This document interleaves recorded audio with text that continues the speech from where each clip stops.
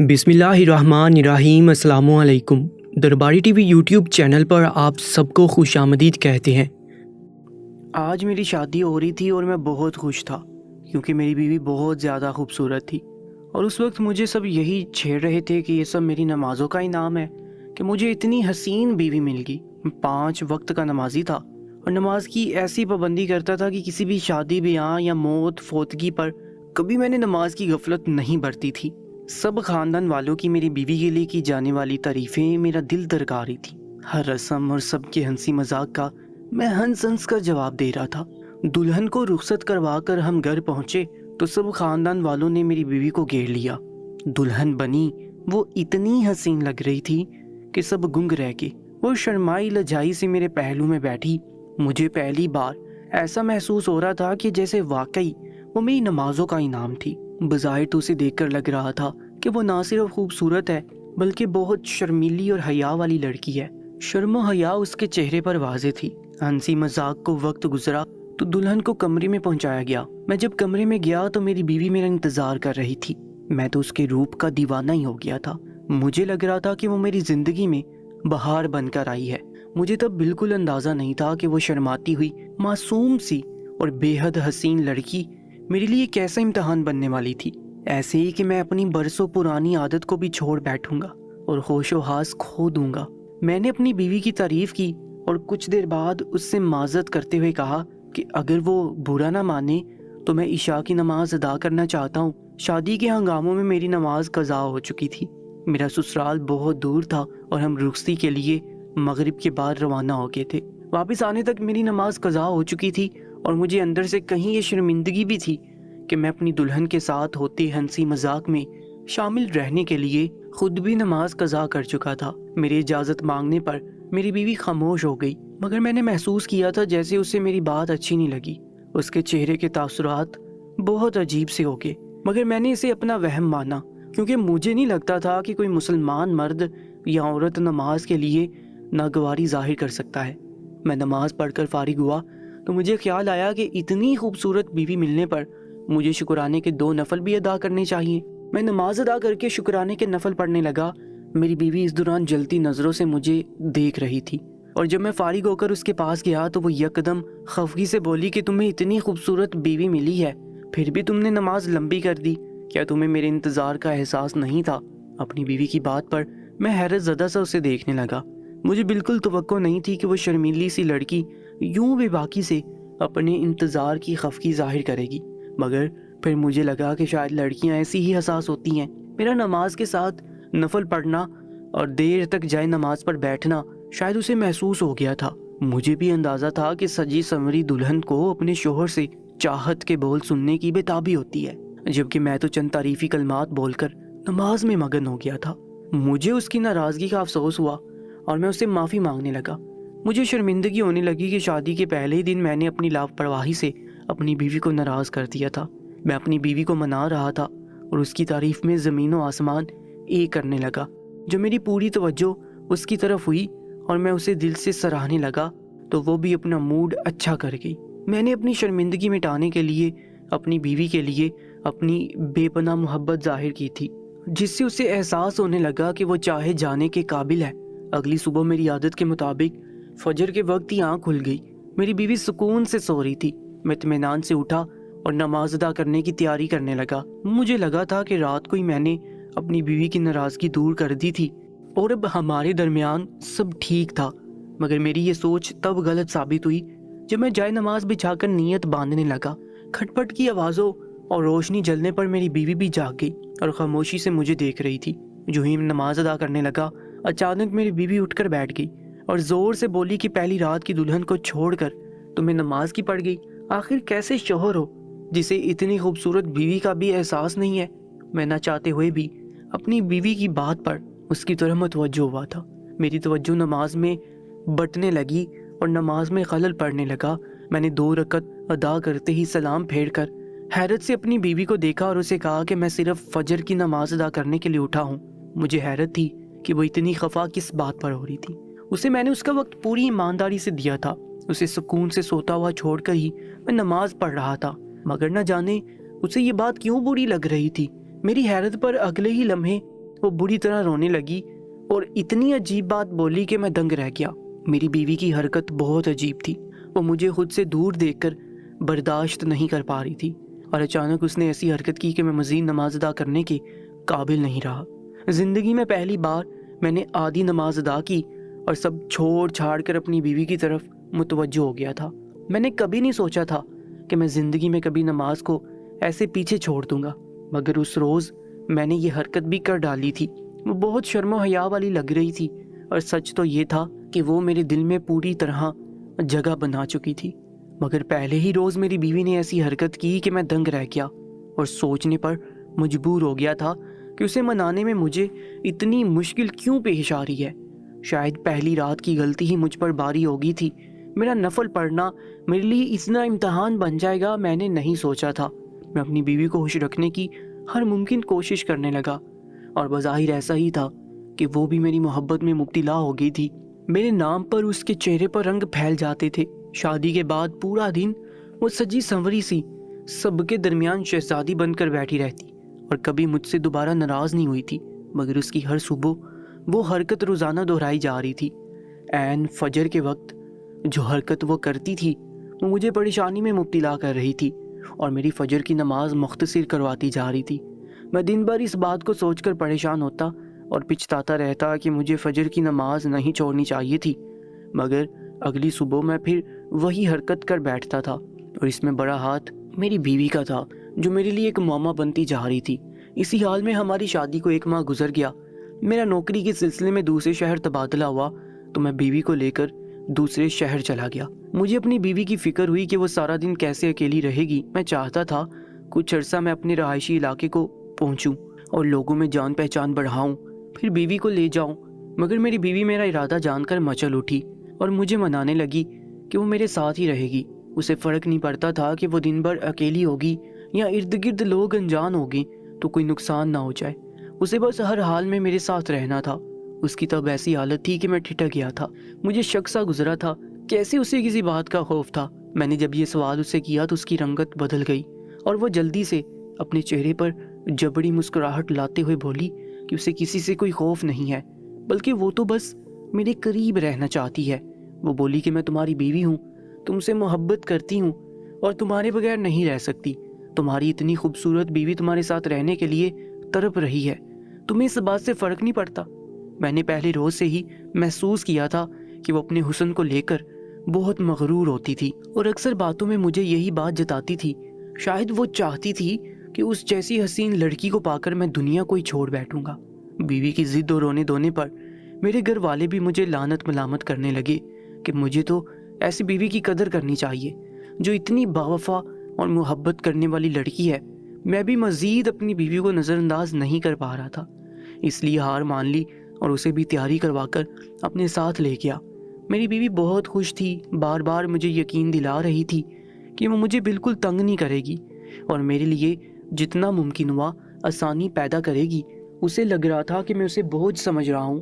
میں نے اپنی بیوی کو اپنائیت سے کہا کہ وہ جیسے چاہے کھل کر رہے، اس کا ہونا میرے لیے کوئی بوجھ نہیں تھا۔ کچھ دن تو ہمارے اس گھر کو سیٹ کرنے میں لگ گئے۔ مجھے بھی دفتر سے کچھ چھٹیاں تھی تو میں نے بیوی کا ساتھ دیا اور اس کے ساتھ ہر کام کروایا۔ پھر میری چھٹیاں ختم ہوئی تو عملی زندگی کا آغاز ہوا۔ میں صبح کا گھر سے نکلا، شام کو ہی لوٹتا تھا۔ اکثر مجھے بہت دیر ہو جاتی تھی کیونکہ میرا دفتر بہت دور تھا اور مجھے مناسب گھر بہت دور کے علاقے میں ملا تھا۔ میں دیر سے آتا تو بیوی کی پریشانی ستانے لگتی۔ وہ جتنی خوبصورت تھی، مجھے ہر وقت دھڑکا لگا رہتا تھا کہ اس کا کوئی نقصان نہ ہو جائے۔ میں جب گھر آتا تو بیوی میرا ہی انتظار کر رہی ہوتی۔ کچھ دن گزرے تو دھیرے دھیرے میری فکر بھی ختم ہونے لگی، مگر ایک بات جو شادی کے بعد سے پہلے روز سے لے کر آج تک نہیں بدلی تھی، وہ میری بیوی کی وہی عادت تھی جس سے وہ میری فجر کی نماز بھی چھڑوا دیتی تھی۔ نہ جانے اسے صبح صبح کیا ہو جاتا تھا، وہ ایک لمحہ بھی انتظار نہیں کر سکتی تھی اور مجھے اتنا مجبور کر دیتی کہ میں نماز چھوڑ کر اس کے پاس چلا جاتا۔ مجھے لگنے لگا کہ یہ میرے ایمان کا امتحان تھا اور میں اس امتحان میں بری طرح فیل ہو رہا تھا۔ مجھے یہ بات دن بہ دن گھبراہٹ میں مبتلا کرتی جا رہی تھی۔ آج بھی میں نماز پڑھنے کے لیے اٹھا تو میری بیوی مجھے اپنے پاس بلانے لگی اور بہانے سے مجھے متوجہ کرنے لگی۔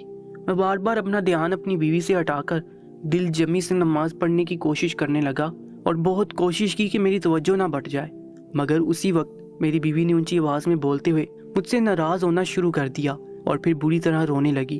میں نے سلام پھیر کر اسے دیکھا تو بکھلا گیا۔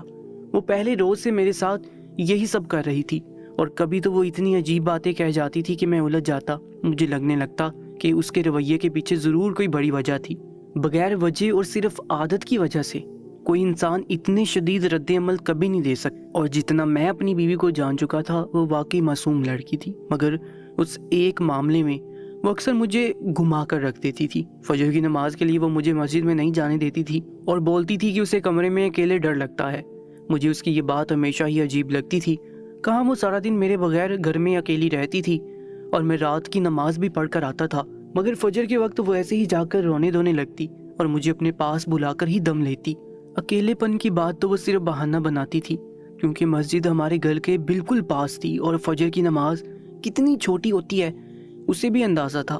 مجھے کبھی کبھی تو ایسے لگنے لگتا کہ وہ شیطان جیسا کام کر رہی ہے، وہ جان بوجھ کر مجھے فجر نہیں پڑھنے دیتی، مگر میری شکایت پر وہ الٹا مجھ سے اتنی ناراض ہوئی کہ 2 دن بعد تک نہیں کی۔ اس سے میری یہ بات بری لگی تھی کہ میں نے اس کے مسلمان ہونے پر بھی شک کیا تھا، جبکہ میں اپنی فجر کی نماز روزانہ چھوٹ جانے کی وجہ سے اندر ہی اندر گھٹن کا شکار ہوتا جا رہا تھا۔ مگر اب میری بات پر وہ واقعی ناراض ہو گئی تھی اور یہ بات میں برداشت نہیں کر پا رہا تھا۔ اپنی بیوی کے بغیر تو میں بھی نہیں رہ سکتا تھا، اس لیے میں نے ہی ہار مان لی اور اپنے الفاظ پر اسے معافی مانگی۔ میں نے اسے بہت مرتبہ سمجھایا بھی کہ وہ مجھے بلانے کی بجائے اٹھ کر میرے ساتھ نماز پڑھ لیا کرے، مگر اس کے تاثرات اس بات پر اتنے عجیب ہو جاتے تھے کہ مجھے ہی خاموش ہونا پڑا۔ میری بیوی کے 2 الگ روپ میرے سامنے تھے۔ وہ ہر معاملے میں ہر بات پر معصومیت ظاہر کرتی تھی اور بہت سادہ سی لڑکی تھی، مگر فجر کی نماز کے وقت اس کی معصومیت بدل ہی جاتی تھی۔ اس وقت بھی وہ مجھے اپنے پاس بلانے لگی اور اپنی طرف متوجہ کرنے لگی۔ میں اپنی محبوب بیوی کی اداؤں سے چاہ کر بھی نہیں بچ پا رہا تھا اور ہمیشہ کی طرح دل کے بار بار رکنے کے باوجود میں نماز ادھوری چھوڑ چکا تھا، جس کا مجھے اندازہ تھا کہ سارا دن افسوس رہے گا اور میں اپنی کمزوری کو خود کوستا رہ جاؤں گا۔ میں نے زندگی بھر کبھی نماز نہیں چھوڑی تھی، مگر اب میری بیوی میری ایمان کی آزمائش بن کر مجھ پر مسلط ہو چکی تھی۔ میں اپنی بیوی کی ان حرکات سے بہت تنگ آ چکا تھا۔ میں ایک نمازی مرد تھا اور میں نے شعور سنبھالتے ہی زندگی میں کبھی کوئی نماز نہیں چھوڑی تھی۔ جوان ہوا تو دوست بھی سوچ سمجھ کر بنائے تھے تاکہ میری نماز کی عادت کبھی نہ چھوٹے، چاہے جیسے بھی حالات رہے میری نماز کبھی نہیں چھوٹنی تھی۔ مگر اب ایسا نہیں رہا تھا۔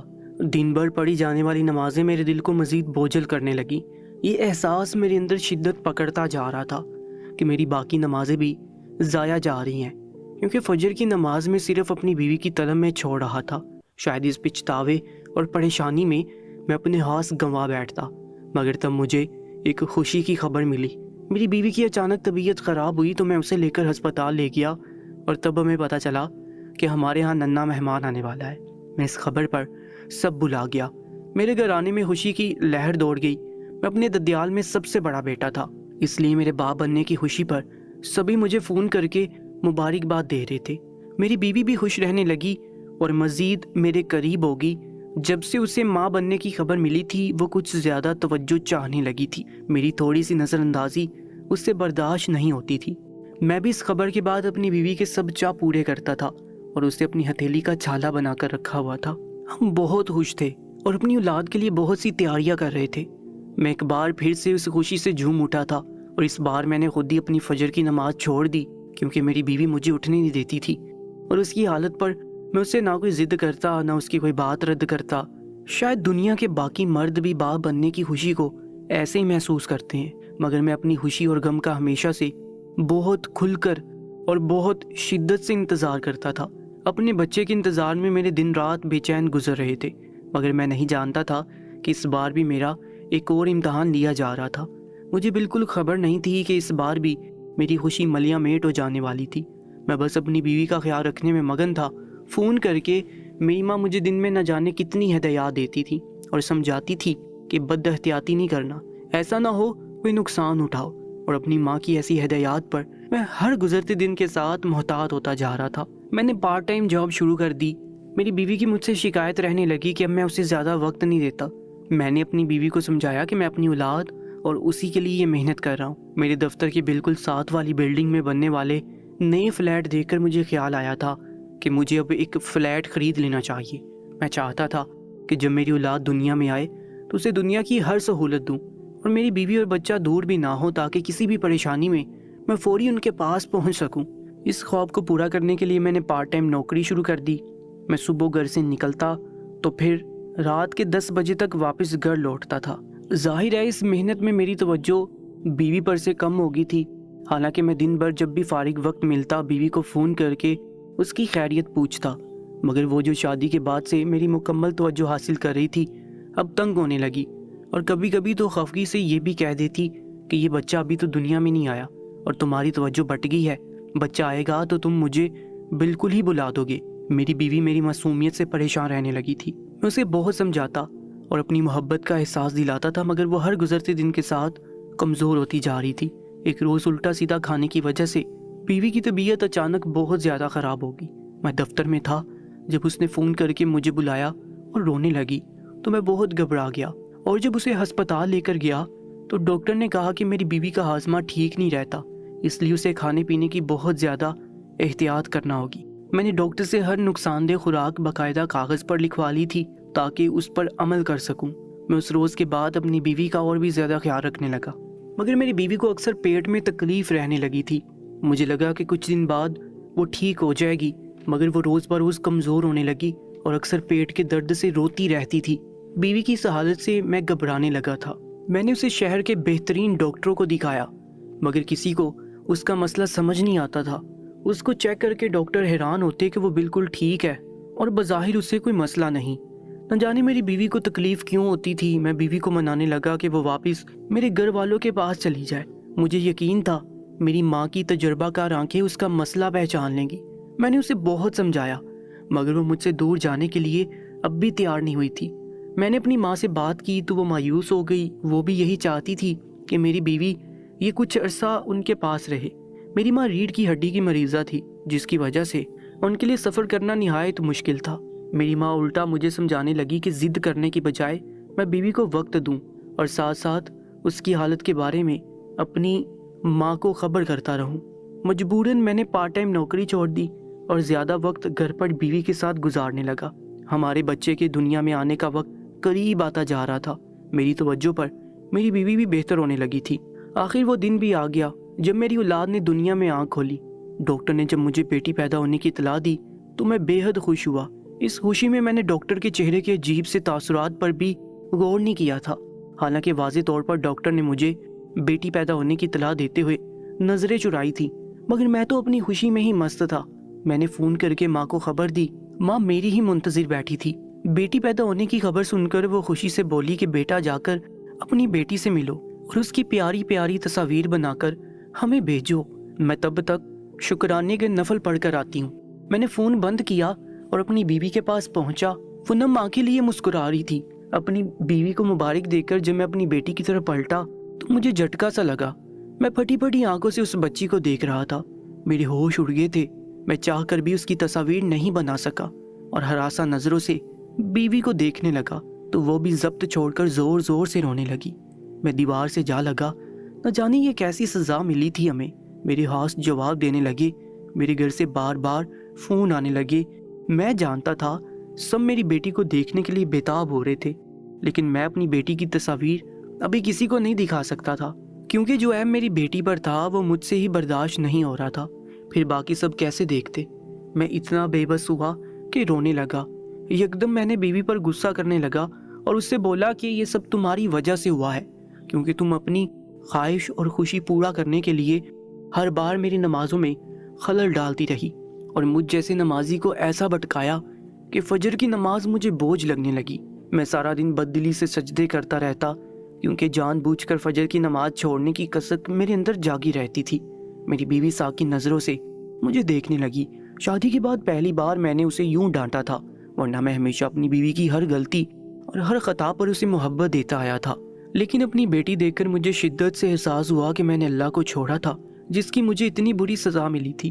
میری بیوی میری ڈانٹ سن کر بالکل گمسم سی ہو گئی۔ میں کمرے سے نکل گیا اور ڈاکٹر سے مل کر منتیں کرنے لگا کہ وہ میری بیٹی کا کوئی علاج کرے یا آپریشن کرے، مگر اس کا عیب ہٹائے۔ وہ میرے لیے ناقابل برداشت تھا۔ تب ڈاکٹر نے مجھے تسلی دیتے ہوئے کہا کہ فکر مت کرو، ہر مرض کا علاج ہوتا ہے، لیکن تمہاری بیٹی ابھی نومولود ہے، اس لیے کچھ وقت انتظار کرو، وہ بڑی ہو جائے تو اس کا باقاعدہ چیک اپ کروانا، پھر شاید کوئی علاج کی گنجائش بھی نکل آئے۔ ڈاکٹر کی تسلی پر مجھے اطمینان محسوس ہوا۔ میں پوری امید ہو گیا کہ شاید میری بیٹی کا کوئی علاج ہو سکے گا۔ میں جب کمرے میں واپس گیا تو میری بیوی سر ایک طرف ڈلکائے ہوش و ہاتھ سے بیگانہ پڑی ہوئی تھی۔ میں اسے دیکھ کر گھبرا گیا۔ ڈاکٹر کو بلایا تو وہ بھی میری بیوی کو چیک کر کے پریشان ہو گئی اور بولی کہ اس کا بلڈ پریشر بڑھ رہا ہے۔ ڈاکٹر نے بہت مشکل سے میری بیوی کا بلڈ پریشر نارمل کیا۔ مجھے شرمندگی ہونے لگی۔ وہ حساس لڑکی تھی جو خود بھی ہماری بیٹی کے عیب سے پریشان تھی، اور پھر میں نے بھی ہر بات کا الزام اسے ہی دے دیا تھا۔ میری ساری خوشی برباد ہو چکی تھی۔ بیٹی عیب زدہ تھی اور بیوی بیمار ہو گئی تھی۔ میں گھر والوں کا فون اٹھا کر رو پڑی۔ میری ماں میرے اس طرح رونے پر گھبرا گئی۔ میں نے ماں سے کہا کہ میں بہت پریشان ہوں اور ان سے ملنا چاہتا ہوں۔ مجھے اس وقت کسی سہارے کی اشد ضرورت تھی۔ ماں کے گھر بلانے پر میں تیار ہو گیا۔ بیوی کی حالت کچھ سنبھلی تو میں بیوی اور بیٹی سمیت اپنے گھر والوں کے پاس دوسرے شہر پہنچ گیا۔ میری بیٹی کو جس نے دیکھا وہ حیرت سے گنگ ہو گئے۔ وہ نہایت کومل نقوش والی سرخ و سفید سی بچی تھی، مگر اس کے دو بڑے بڑے عیب سب کو ہی ٹھٹکا گئے۔ میں تنہائی پاتے ہی ماں کے سینے سے لگ کر رو پڑا۔ میں نے اپنی ماں کو شادی کے بعد سے اب تک کی جانے والی سنگین غلطی بتا دی۔ میں نے بتا دیا کہ میری بیوی مجھے ہر بار فجر کے وقت بھٹکاتی تھی اور اپنے پاس بلا کر مجھے نماز سے دور کر دیتی۔ مجھے پورا یقین تھا کہ مجھے اسی بات کی سزا ملی تھی، اور شاید میری بیوی کو بھی احساس ہو چکا تھا، اس لیے وہ بالکل گمسم سی ہو گئی تھی۔ نہ وہ اب مجھ سے بات کرتی تھی، نہ پہلے کی طرح ضد کرتی تھی۔ سب سن کر میری ماں بولی کہ عورت فتنہ ہے، اور پھر خوبصورت عورت تو مومن و زاہد کا بھی ایمان بھٹکا دیا کرتی ہے، مگر اس کا یہ مطلب نہیں ہے کہ تم بے قصور ہو۔ وہ بولی کہ مجھے بیوی کو آہستہ آہستہ سمجھانا چاہیے تھا اور جاننے کی کوشش کرتا کہ وہ آخر ایسا کیوں کرتی ہے۔ میں خاموش ہو گیا کیونکہ یہ واقعی میری غلطی تھی۔ اپنی ماں کے سمجھانے پر میں بیوی کے پاس گیا اور اس سے معافی مانگی۔ میری شرمندگی میں ڈوبی معذرت پر میری بیوی رونے لگی اور بولی کہ معافی تو مجھے مانگنی چاہیے کیونکہ واقعی میں گناہ گار ہوں۔ میں نے تمہاری نماز چھڑوا دی اور تم جیسے نمازی کو اپنے حسن کے جال میں بٹکا کر اللہ کو ناراض کر دیا۔ تب میری بیوی نے روتے ہوئے مجھے اپنے اس رویے کی اصل وجہ بتا دی، جسے سن کر میں سر پکڑ کر رہ گیا۔ اس نے بتایا کہ رشتہ ہوا تو میری تصویر دیکھ کر وہ خوش ہو گئی کیونکہ میں بہت خوش شکل تھا، مگر تب اسے چھیڑنے والی دوستوں میں سے ایک دوست نے اس سے کہہ دیا کہ وہ مجھے دوسرے آوارہ لڑکوں جیسا سمجھ کر خوش نہ ہو۔ مجھ جیسا اللہ اللہ کرنے والا لڑکا بیوی کو صرف ضرورت بنا کر رکھتا ہے اور حسن سے معروب نہیں ہوتا۔ نہ جانے اس لڑکی نے کس جلن کا شکار ہو کر ایسا کہہ دیا تھا، مگر میری بیوی نے اس بات کو سر پر سوار کر لیا۔ پہلی رات میری نماز اور پھر شکرانے کے نفل اسے یہی احساس دلا گئے کہ اس کی دوست کی بات سچی تھی۔ اگلی صبح اسی خوف کے زیر اثر اس نے مجھے اپنے پاس بلایا اور بولی کہ مجھ جیسے مردوں کو خوبصورت بیوی صرف ضرورت لگتی ہے۔ میں اس بات پر بوکھلا گیا۔ اس کی غلط فہمی دور کرنے کے لیے میں اس کے پاس پہنچ گیا اور اپنی محبت کا یقین دلانے لگا۔ اسے یہ بات غرور میں مبتلا کر گئی کہ میں نماز چھوڑ کر اس میں مگن ہو گیا ہوں۔ صرف اپنی تسکین کے لیے وہ روزانہ ایسا ہی کرنے لگی اور اس کے بعد وہ میری توجہ اور محبت کی عادی ہوگی۔ میں یہ سن کر سر پکڑ کر بیٹھا۔ وہ واقعی بے وقوف لڑکی تھی۔ اس کی نادانی نے مجھ جیسے نمازی کو بھٹکا دیا اور آج ہماری بیٹی عیب زدہ تھی۔ اس کے چہرے پر دو بڑے سیاہ داغ تھے جو اسے بہت عجیب بنا رہے تھے۔ میں نے بیوی سے کہا کہ ہمیں اللہ سے معافی مانگنی چاہیے، دعا کرنی چاہیے کہ ہماری بیٹی کے ان داغوں کا کوئی علاج بھی ہو، ورنہ معاشرے میں وہ مذاق بن جاتی۔ ابھی وہ چھوٹی تھی، مگر کون جانے میری بیٹی کا کبھی علاج ہو پائے گا یا نہیں۔ دوستو، ایسی ہی سچی کہانیوں اور سچے واقعات کے لیے ہمارے یوٹیوب چینل کو سبسکرائب کر لیجیے گا۔ انشاءاللہ ملاقات ہوگی ایک نئی ویڈیو میں۔ اپنا بہت زیادہ خیال رکھا کریں۔ اللہ نگہبان۔